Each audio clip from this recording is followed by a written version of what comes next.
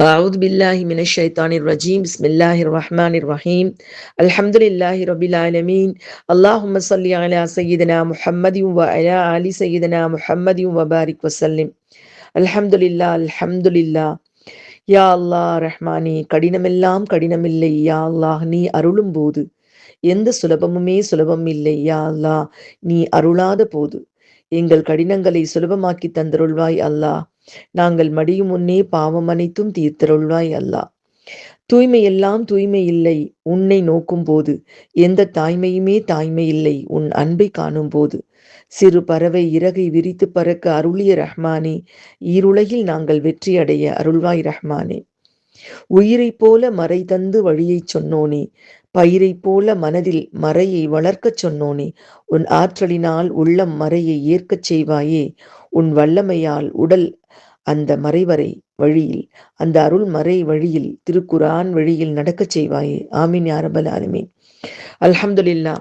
ரப்பி ஷ்ரஹ் லி ஸத்ரி வ யஸ்ஸிர் லி அம்ரி வஹ்லுல் உக்ததம் மின் லிசானி யஃப்கஹு கௌலி. ரப்பி ஸித்னி இல்மா ரப்பி ஸித்னி இல்மா ரப்பி ஸித்னி இல்மா. அல்ஹம்துலில்லாஹ். எல்லாம் வல்ல அல்லாஹ் சுப்ஹானஹு வ தஆலாவுடைய அளப்பெரும் கிருபை ரஹ்மத் கொண்டு நாம் இந்த திருமறை தப்சீர் பிரயாணத்துல நம்ம எல்லாரும் இருக்கிறோமா? இந்த பிரயாணத்துல நம்ம எல்லாரும் நடத்தாட்டி கொண்டிருக்கும் அல்லாஹ்விற்கே புகழ் அனைத்தும் நன்றி அனைத்தும் உரித்தாகுக. லக்கல் ஹம்து லக்க ஷுக்ரியா அல்லாஹ், லக்கல் ஹம்து லக்க ஷுக்ரியா அல்லாஹ். இதில் நாம் அறியாமல் அறிந்தோ செய்த தவறுகளை அல்லாஹ் சுப்ஹானஹு வ தஆலா முழுமையாக மன்னித்து பணியை ஏற்றருள் புரிவானாக. ஆமீன் யா ரப்பல் ஆலமீன். அல்ஹம்துலில்லாஹ். நம்ம கண்டினியூஸா நம்ம பார்த்துட்டு இருக்கிறது யூதர்களுடைய அந்த மறுப்புத்தன்மை. இறுதி நபித்துவம் வந்துருச்சு, இறுதி வேதம் வந்துருச்சு, எல்லாம் தெரிஞ்சிருந்தோம், அதை மறுக்கக்கூடிய அந்த மக்களுடைய குணங்கள். அதனால அல்லாஹு தாலா அவர்கள் மீது படக்கூடிய கோபத்தை தான் மறுபடியும் நமக்கிட்ட அல்லாஹ் சொல்லிக்காம். இப்படி எல்லாம் கேளுங்கன்னு அல்லாஹு தாலா சொல்றாமா. அவங்க இப்படிலாம் இருக்காங்கல்ல, அவங்கள்ட்ட இப்படி கேளுங்க அப்படின்னு சொல்லிட்டு அல்லாஹ் சுப்ஹானஹு வ தஆலா சொல்லி காமிக்கிறான். ரஹ்மானிர் ரஹீம். بئس ما اشتروا به أنفسهم أن يكفروا بما أنزل الله بغيا أن ينزل الله من فضله على من يشاء من عباده فباءوا بغضب على غضب وللكافرين عذاب مهين. அவர்கள் எதற்கு பகரமாக தங்களையே விற்றுவிட்டார்களோ அது மிகவும் கெட்டதாகும். அல்லாஹ் அருளியவற்றை மறுப்பதுதான் அது. தன் அடியார்களில் தான் நாடியோருக்கு தனது அருளை அல்லாஹ் வழங்குவதில் அவர்கள் கொண்ட காழ்ப்புணர்ச்சியே இதற்கு காரணமாகும். எனவே அவர்கள் நமது கோபத்திற்கு மேல் கோபத்திற்கு ஆளானார்கள். இறை மறுப்பாளர்களுக்கு இழிவு தரும் வேதனை தான் உண்டு. وَإِذَا قِيلَ لَهُمْ آمِنُوا بِمَا أَنزَلَ اللَّهُ قَالُوا نُؤْمِنُ بِمَا أُنزِلَ عَلَيْنَا وَيَكْفُرُونَ بِمَا وَرَاءَهُ وَهُوَ الْحَقُّ مُصَدِّقًا لِمَا مَعَهُمْ قُلْ فَلِمَ تَقْتُلُونَ أَنْبِيَاءَ اللَّهِ مِنْ قَبْلُ إِنْ كُنْتُمْ مُؤْمِنِينَ وَلَقَدْ جَاءَكُمْ مُوسَى بِالْبَيِّنَاتِ ثُمَّ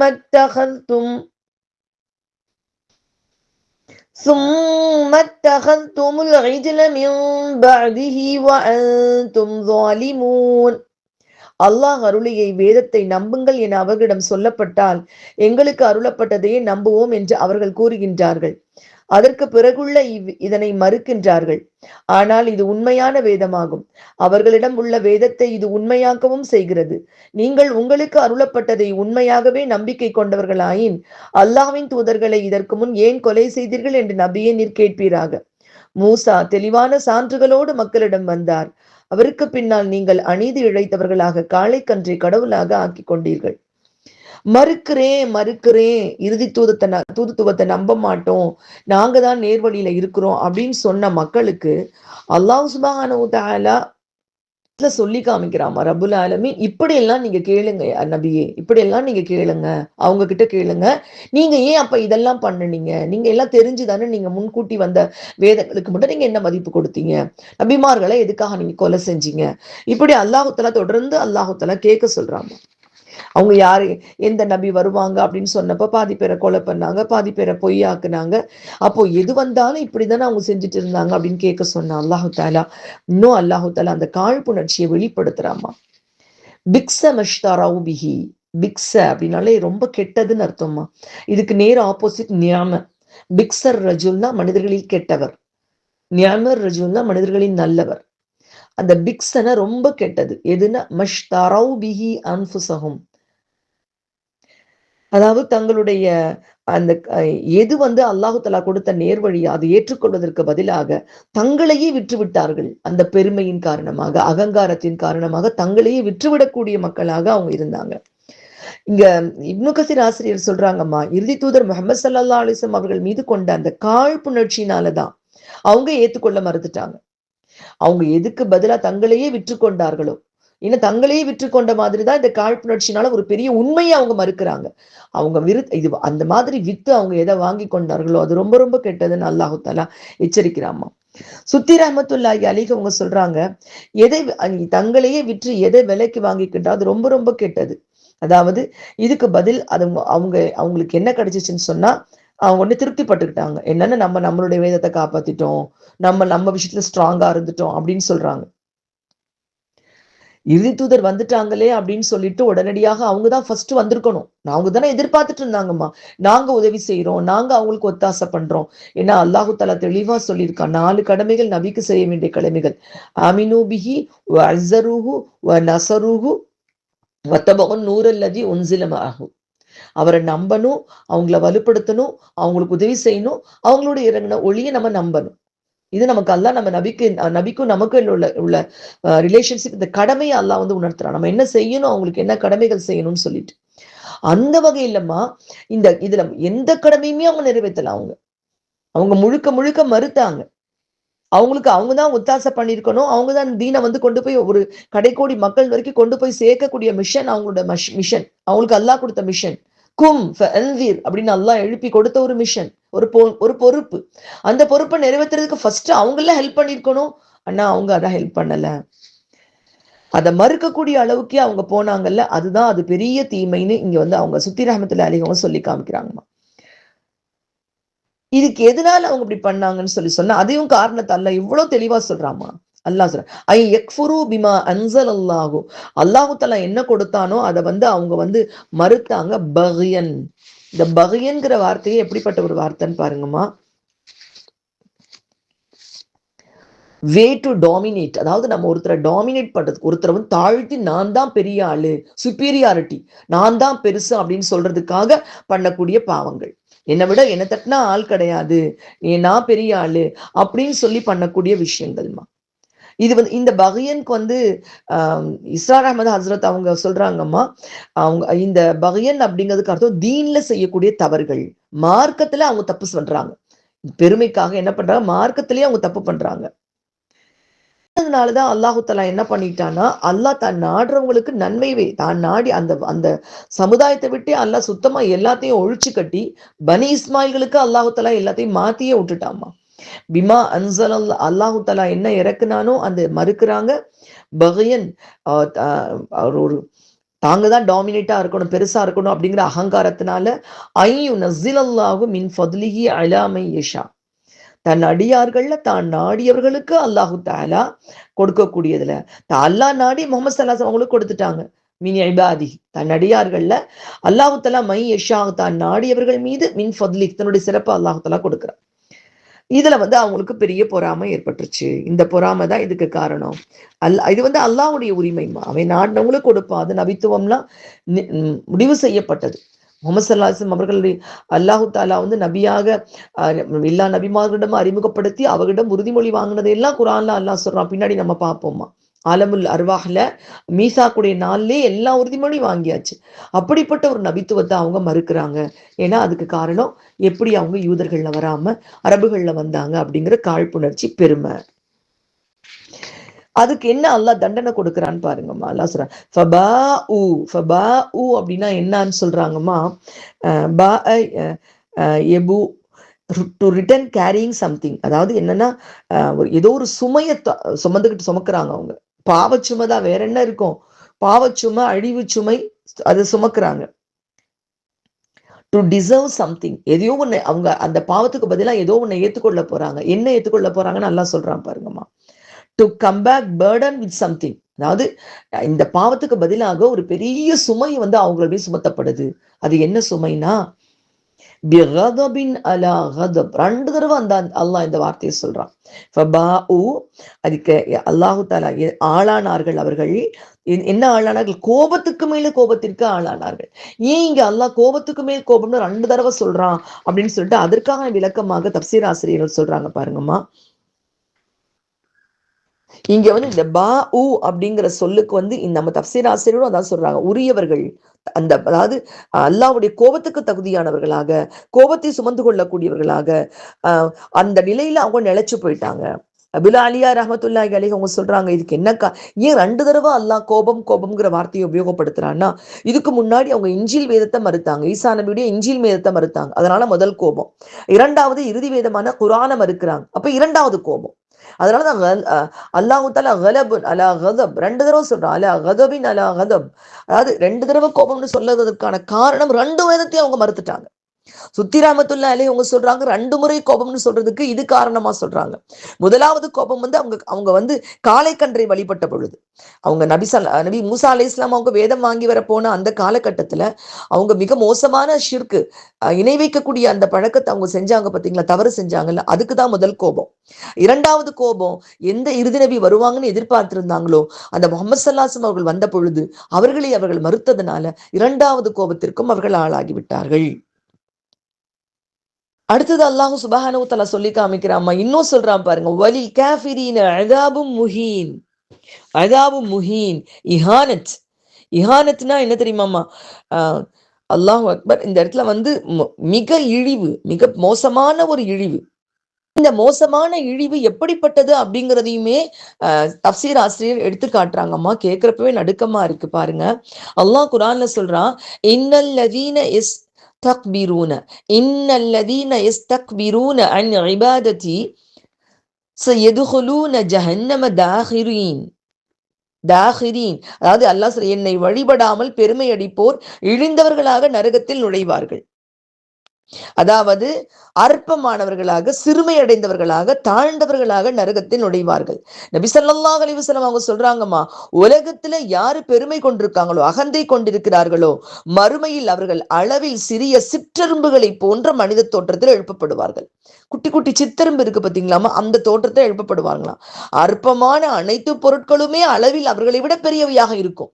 ரொம்ப அற்பம்னு அந்த காலத்துல எதை நினைக்கிறோமோ அது கூட அவங்களோட பெருசா இருக்குமா. அது மாதிரி சின்ன சின்ன எறும்புகளை போல அவர்கள் எழுப்பப்படுவார்களாம். இறுதியில் அவர்கள் நரகத்தில் உள்ள ஒரு சிறையில் நுழைவார்கள். அதுக்கு பேரு பூலஸ். அந்த சிறைக்கு பேரு பூலஸ். இந்த ஹதீஸ் இடம்பெற்றிருக்கக்கூடியதுமா திர்மிதியில இடம்பெற்றிருக்குது. இதை அறிவிப்பவர் அப்துல்லா பின் அம்ர் ரலியல்லாஹு தஆலா அன்ஹு அவர்கள். இறுதியில் அவங்க பூலஸ் அப்படிங்கிற நரகத்துல நுழைவாங்க. அவங்களுக்கு மேல கொடுமையான நெருப்பு இருக்கும். நரகவாசிகளுடைய வியர்வை, சீழ், ரத்தம் ஆகிய கழிவுகள் அவர்களுக்கு புகற்றப்படும். அல்லாஹும் அஜிர்னா மினன்னார், அல்லாஹும் அஜிர்னா மினன்னார், அல்லாஹும் அஜிர்னா மினன்னார். இந்த அகந்தை அவர்களுக்கு இருந்துச்சு. யாருக்குன்னா அந்த பனி இஸ்ராயலுக்கு இருந்த காரணத்தினாலதான் அவங்க உண்மைன்னு தெரிஞ்சு ஒரு உண்மை அவர்கள் முன்னாடி வந்த பொழுது அதற்கு முதல் சப்போர்ட்டர்ஸா இருக்காம அதை ரிஜெக்ட் பண்ணக்கூடியவங்களாக, அதை மறுக்கக்கூடியவர்களாக, அதுல முதன்மையானவர்களாக அவங்க ஆயிட்டாங்க. அதான் முதல்ல அல்லாஹ் சொன்னான்லம்மா, லா தகூனு அவ்வல காஃபிரின் பிஹ், அதை மறுப்பவர்களின் முதன்மையானவர்களாக நீங்கள் ஆகிவிடாதீர்கள்னு அல்லாஹ் எச்சரிச்சான். ஆனா அதுதான் அவங்க செஞ்சாங்க. இந்த ஆயத்தினுடைய தப்சீரை நம்ம நிறைவு செய்யறப்பமா அந்த கோபத்துக்கு மேல் கோபம் அப்படிங்கிறதுக்கான விளக்கங்கள் இன்னும் ஒன்று ரெண்டு பார்ப்போம்மா. ஏன்னா இறைவனுடைய கோபம் ஏன் அல்லாஹ் இவ்வளவு கோபமா சொல்றான்? ரெண்டு முறை இந்த கோபம்னு அல்லாஹ் சொல்றதுக்கு காரணமாக இப்னு கசீர் ஆசிரியர் சொல்றாங்க, ஏற்கனவே அவங்க அல்லாஹ்வுடைய கோபத்துல இருக்காங்க. ஏன்னா ஏற்கனவே நபிமார்களை கொலை செஞ்சிருக்கிறாங்க. ஈசா நபி வரைக்கும் வந்த எல்லா அட்டூழியமும் பண்ணாங்க. ஈசா நபியை கொலை செய்ய முயற்சி பண்ணியிருக்காங்க, இஞ்சியில மறுத்திருக்காங்க. இப்படி ஏற்கனவே அவங்க அல்லாஹ்வுடைய கோபத்துல இருந்திருக்காங்க. கடைசி இப்ப இறுதியா முஹம்மது ஸல்லல்லாஹு அலைஹி வஸல்லம் அவர்களையும் மறுக்கிறாங்க. அப்ப ஏற்கனவே இருந்த கோபத்தோட அதுக்கு மேல கோபமாக இறுதி நபியை அவங்க மறுக்கிறாங்க. அது மட்டும் இல்லாம இவங்களுடைய விஷயங்கள் எல்லாமே பொறாம ரொம்ப இவங்க மனசுக்குள்ளாக அதிகமா இருக்குது. அதனாலதான் அல்லாஹ் வந்து கோபத்துக்கு மேல் கோபம்னு சொல்றான் அப்படிங்கிறாங்க. எப்படின்னா ஏற்கனவே அவங்களுடைய முன்னாடி உள்ள ஆயத்துக்கள் நமக்கு வெளிப்பட்டதெல்லாம் அவங்களுடைய பொறாம. ஏன்னா நமக்குள்ள வராம எப்படி நபி வந்து அரபுகள்ல வருவாங்க அப்படின்னு ஒரு கடுமையான பொறாம அவங்களுக்குள்ள ஏற்பட்டிருந்துச்சு. அந்த காரணத்தால ரிசாலத்தையே மறுக்கிறாங்க, தூதுத்துவத்தையே மறுக்கிறாங்க. தெரிஞ்சுக்கிட்டும் நம்பிக்கை கொள்ள மறுக்கக்கூடிய அந்த காரணத்தினாலதான் அவங்களுக்கு வந்து அல்லாஹ் சுப்ஹானஹு வ தஆலா கோபத்துக்கு மேல் கோபம் அவர்கள் மேல கொண்டிருக்கிறான் சொல்றாங்க பாருங்கம்மா. இந்த முதல் வார்த்தை கோபம்னு வர்றதுக்கு என்ன காரணம்னா, தௌராத்தை நிராகரிச்சாங்க, பசுவை வணங்குனாங்க, நபிமார்களை கொலை செஞ்சாங்க, அல்லாஹ்வோட போட்ட ஒப்பந்தத்துல அவங்க முறிச்சாங்க. எந்த ஒப்பந்தம் போட்டாலும் முறிக்கக்கூடியவர்களாக இருந்தாங்க. இதெல்லாம் தான் அல்லாஹு தாலாவுடைய கோபத்துக்கு காரணமாக இருந்துச்சு. இதுக்கு ரெண்டாவது கோபம் என்னன்னா, முஹம்மது ஸல்லல்லாஹு அலைஹி வஸல்லம் அவங்களை நிராகரிச்சது, பொறாம குர்ஆனை நிராகரிச்சது. இதெல்லாம் ரெண்டாவது கோபத்துக்கு காரணம். அதனாலதான் 2 முறை கோபம்னு அல்லாஹ் தஆலா சொல்லியிருக்கான்னு சொல்லிட்டு நிறைய ஸ்காலர்ஸ் அவங்களுடைய ஒப்பீனியன்ஸும் சொல்லியிருக்காங்கம்மா. இதை கேட்கிறப்பே நமக்கு நடுக்கமா இருக்கு. இறைவனுடைய கோபம் அப்படிங்கிறது நிராகரிக்கிறதுல இருக்குன்னு சொன்னா நாம நபி ஸல்லல்லாஹு அலைஹி வஸல்லம் அவங்களை நம்புறோம், குர்ஆனை நம்புறோம். நிராகரிப்பு அப்படிங்கிறது மறுக்கிறது மட்டுமல்ல, மறக்கிறதும் அலட்சியப்படுத்துறதும் அதனுடைய ஒரு பிரிவா தான் இருக்குமா. அல்லாஹ் பாதுகாக்கணுமா. உயிர் இருக்கக்கூடிய காலம் வரைக்கும் மறை யார் மூலமாக வந்ததோ அந்த நபியையும் முழுமையாக ஏற்று அதன் வழி வாழக்கூடிய தௌஃபீக்கை நமக்கு அனைவருக்கும் அல்லாஹ் தந்தருள் புரிவானாக. ஆமீன் யா ரப்பல் ஆலமீன். அல்ஹம்துலில்லாஹ். அவங்களுடைய ஆத்மாக்களை அவங்க அப்படியே கன்வின்ஸ் பண்ணிக்கிட்டாங்க. குர்ஆன்ல அதையும் அல்லாஹ் சொல்றாம்மா, ஃபஸ்தைகனதஹா அன்ஃபுஸஹும் ஸுல்மன் வ உலுவா. அவங்களுக்கு வந்து அநியாயம் பெருமையில அப்படியே அவங்களுடைய உள்ளத்தை அவங்களே கன்வின்ஸ் பண்ணிக்கிட்டாங்க. ஆமா நாம இப்படிதான், நமக்கெல்லாம் அதெல்லாம் வேண்டாம், அந்த உண்மையெல்லாம் வேண்டாம், அதுக்காக நம்ம விட்டு கொடுக்க கூடாது அப்படின்னு அவங்களே அவங்களுடைய ஆத்மாவை கன்வின்ஸ் பண்ணிக்கிட்டு அதிலே நிலைச்சு இருக்க ஆரம்பிச்சுட்டாங்க. நவுதுபில்லா. இன்னும் அல்லாஹ் சொல்றான் பாருங்கம்மா, அவங்க எப்படிப்பட்டவங்களா இருந்தாங்கன்னு. இதா கீலலகும் ஆமினு பிமா அன்சல் அல்லாஹ். அவர்களிடம் சொல்லப்பட்டால் ஆமினு பிமா அன்சல் அல்லாஹ், அல்லாஹ் இறக்குனதை நம்புங்களேன், அவங்களுக்கு தான் ஏற்கனவே தெரியவும் செய்யும், நம்புங்களேன்னு சொன்னா, காலு நுமினு பிமா உன்சில அலைனா, நாங்க தான் ஏற்கனவே ஈமான் கொண்டிருக்கோமே. தஃப்சீர் ஆசிரியர் சொல்றாங்கம்மா, யூதர்கள் உள்ளிட்ட வேதக்காரர்கள்ட்ட இறுதி தூதர் முகமது ஸல்லல்லாஹு அலைஹி வஸல்லம் அவர்களுக்கு அல்லாஹ் அருளின இந்த குர்ஆனை நம்புங்க, அது உண்மைன்னு ஏத்துக்கோங்க, பின்பற்றி நடங்கள் என்று சொல்லப்பட்டால், எங்களுக்கு அருளப்பெற்ற தௌராத்தையும் இஞ்சியிலையும் நாங்க நம்பினா போதும், வேறு எதையும் நாங்க நம்ப மாட்டோம்னு அவங்க சொல்றாங்க. தங்கள் வேதத்திற்கு பின்னால் அருளப்பட்ட இந்த இறுதி வேதமான குர்ஆனை அவர்கள் ஏற்க மறுக்கிறார்கள். ஆனால் குர்ஆன் ஒரு உண்மையான இறைவேதம் தான் என்பதையும், குர்ஆன் எப்படிப்பட்டதுன்னா முஸத்திக், அல்லாஹ் தெளிவா சொல்றான் பாருங்கம்மா. வயக்ஃபுரூன பிமா வராஅ, அதற்கு பின்னாடி வரதை நாங்க நம்ப மாட்டோம், நாங்க எங்க மேல உள்ளதுதான் நம்புவோம், பின்னாடி வர்றதை நம்ப மாட்டோம். வராஅஹ்னா அதுக்கு பின்னாடி உள்ளது. இதுக்கு இஸ்ஸாலாம் ஹஜ்ரத் சொல்றாங்கம்மா, அவங்க பின்னாடி உள்ளது மட்டுமல்ல, முதுகுக்கு பின்னால்னா இப்போதைக்கு நமக்கு பின்னாடி தானே. முன்னாடி வந்த இன்ஜீல மட்டும் அவங்க ஏத்துக்கிட்டாங்களா? முன்னாடி தௌராத்தை மட்டும் அவங்க ஏத்துக்கிட்டாங்களா? தௌராத் சொல்லுது இறுதி தூதுத்துவம் இருக்குன்னு சொல்லுது, இறுதி வேதம் இருக்குன்னு சொல்லுது, அதை மட்டும் எங்க நம்புனாங்க? அதையும் அவங்க மறுக்கக்கூடியவர்களாக இருந்தாங்க. அப்போ இவங்க எக்ஃபுரூன வராஅஹ்னா பின்னாடி வந்த குர்ஆனை மறுக்கிறவங்களா இருந்தாங்க, முன்னாடி உள்ள வேதங்களையும் அவர்கள் மறுக்கக்கூடியவர்களாகத்தான் இருந்தாங்க. இந்த குர்ஆன் எப்படிப்பட்டதாக இருக்குன்னு அல்லாஹ் இங்க சொல்றாமா. இவங்க மறுக்கிறாங்களே அந்த குர்ஆன் எப்படிப்பட்டது? வஹுவல் ஹக், இது உண்மையான வேதமாகும். அல்லாஹ் சொல்றான் இது உண்மையான வேதம், இது தானும் உண்மையாக இருந்து முந்தைய வேதங்களையும் உண்மைப்படுத்தக்கூடிய முஸத்திக்காக இருக்கிறது. இதுவும் ஹக்.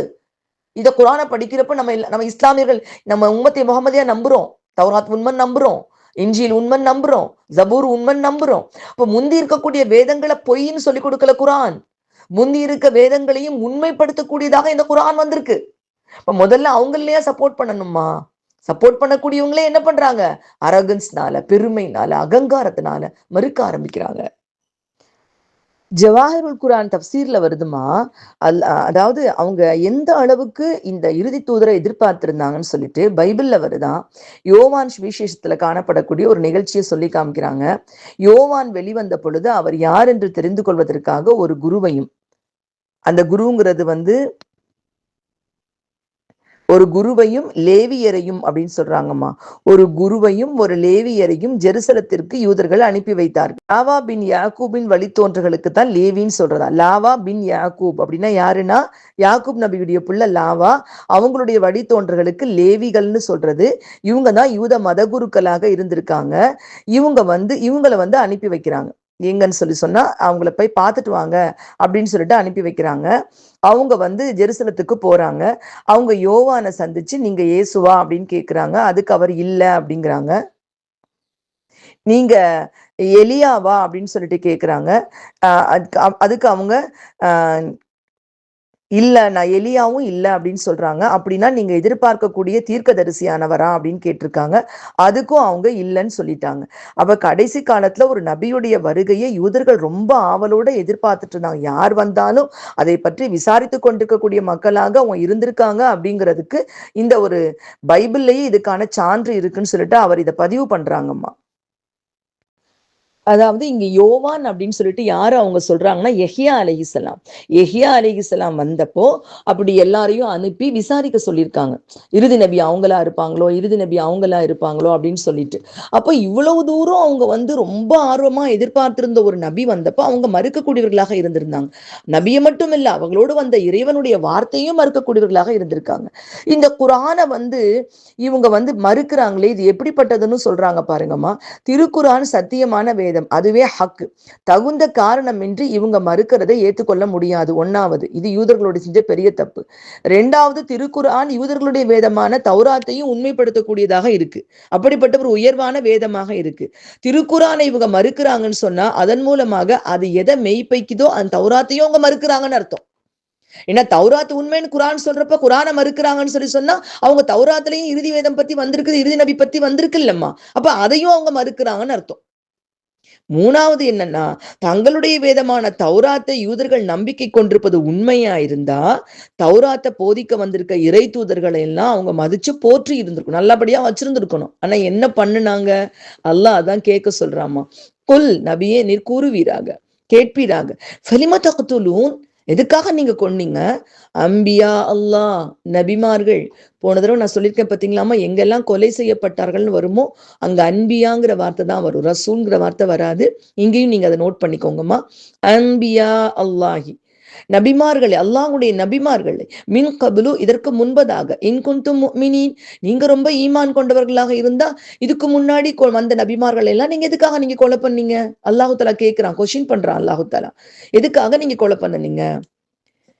வலக்கது ஜாஅக்கும் மூசா பில் பையினாத் மூசாவும் தான் வந்தாங்க, ஆதாரங்களோட வந்தாங்க. உங்கள்கிட்ட தெளிவான ஆதாரங்கள், 1-2 ஆதாரங்கள் கிடையாதுமா. அல்லாவே 9ன்னு சொல்லி சொல்றான். 9 ஆதாரங்களை கொண்டு வந்தாங்கன்னு சொல்லி சொல்றான்.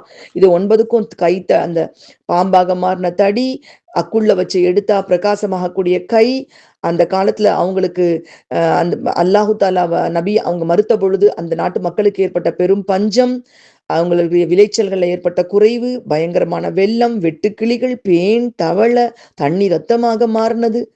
அல்லாஹு அக்பர். இன்னொரு போங்குல பார்த்தோம்னா கைத்தடி, அவங்களுடைய மின்னக்கூடிய அந்த கரங்கள், அவங்களுக்கு வந்த 12 நீரூற்றுக்கள், கடல் பிளந்தது, மண்ணு சல்வா கிடைச்சது, மலை மேலாக தூக்கப்பட்டது, அவர்களுக்கு மேகம் அவங்களுக்கு கொடை பிடிச்சது.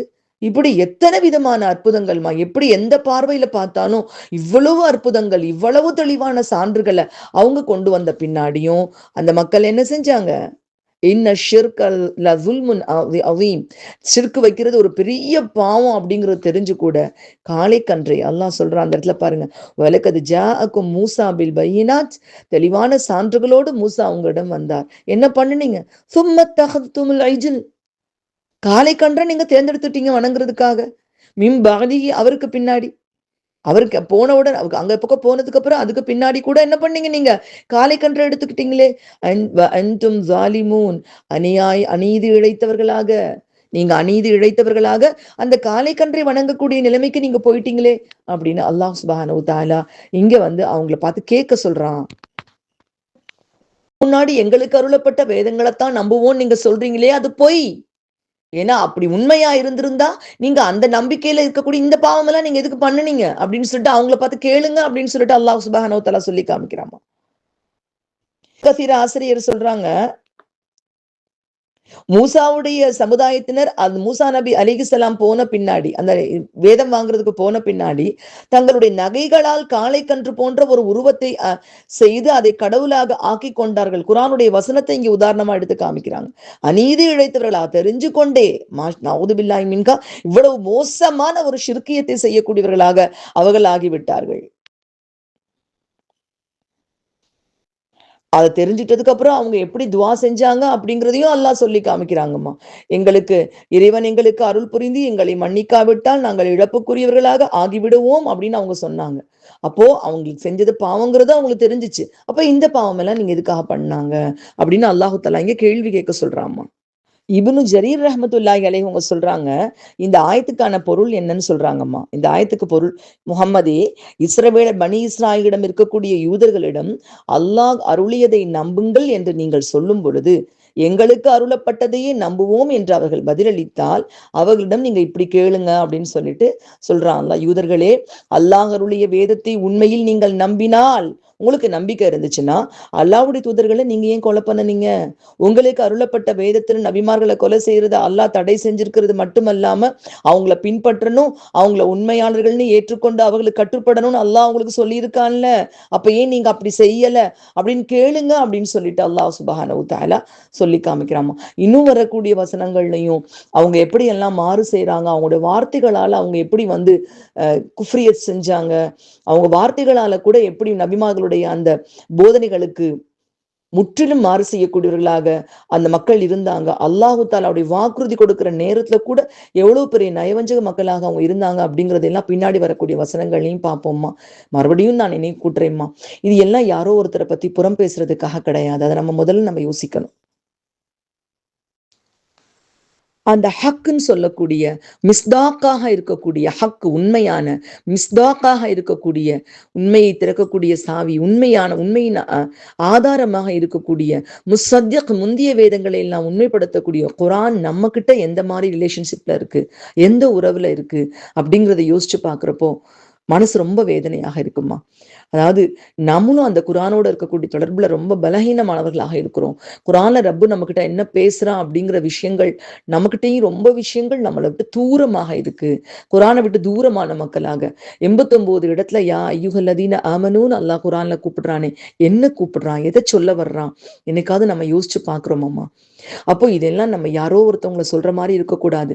அல்லாஹ்க்கு இவ்வளவு கோபம் வருது. நம்ம அந்த இறுதி நபித்துவத்தையும் குர்ஆனையும் மறுக்கக்கூடிய மக்கள்கிட்ட பேசும் பொழுது அல்லாஹ் இவ்வளவு கோவப்படுறான், இப்படியெல்லாம் கேளுங்கலாம் சொல்லி கொடுக்குறான் அல்லாஹு தாலான்னு சொன்னா நமக்கு கிடைக்கிற படிப்பின தூதுத்துவத்தையும் குர்ஆனை வேதத்தையும் ஏற்றுக்கொள்வதில் நம்ம எவ்வளவு தூரம் உறுதியான பிடிக்கொண்டவர்களாக இருக்கணும் அப்படிங்கிற ஒரு அச்ச உணர்வு நமக்குள்ள ஏற்படணும்மா. அதான் இந்த ஆயத்துல நமக்கு கிடைக்கக்கூடிய ஒரு முக்கியமான ஒரு அறிவுரை. எல்லாமல்ல அல்லாஹ் சுப்ஹானஹு தஆலா வேதத்தையும் நபிவழியும் முழுமையாக பற்றி கொண்ட மக்களாக அல்லாஹ் நம் அனைவரையும் ஆக்கி அருள் புரிவானாக. ஆமீன் யா ரப்பல் ஆலமீன். அஸ்ஸலாமு அலைக்கும் வரஹ்மத்துல்லாஹி வபரகாத்துஹு.